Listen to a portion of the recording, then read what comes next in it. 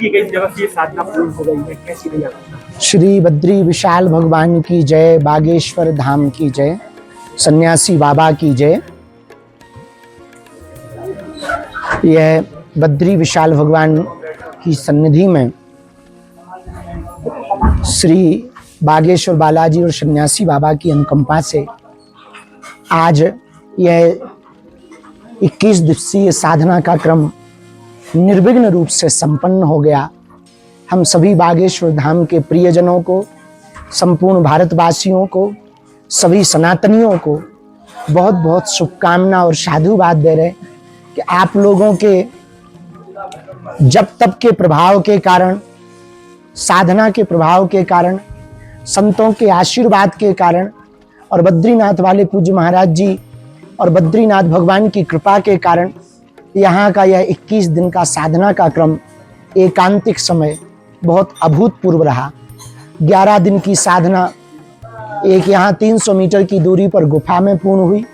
उसके बाद में फिर हमने बद्रीनाथ जी के दर्शन किए। उस दिन खूब संतों का आना हुआ। फिर लगभग 10 दिन की साधना खाक चौक में हनुमान जी की सन्निधि में बैठ कर के की।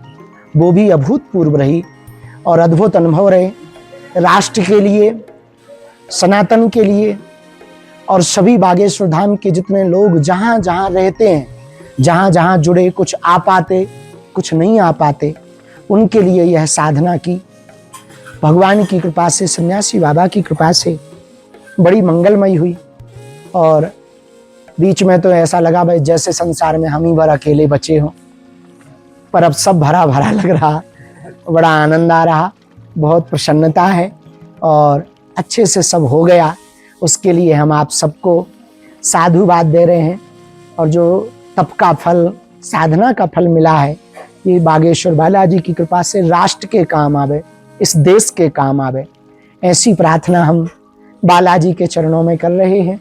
और कल से 27 तारीख से यहाँ पर 2 बजे से 5 बजे तक आप कथा सुनेंगे। यूट्यूब पर भी और टीवी चैनल पर भी, संस्कार चैनल पर भी आप जो है यह कथा का लाइव प्रसारण सुनेंगे। आप सबको खूब खूब शुभकामनाएं। और अपनी भाषा में कहें तो हम जिंदा हैं।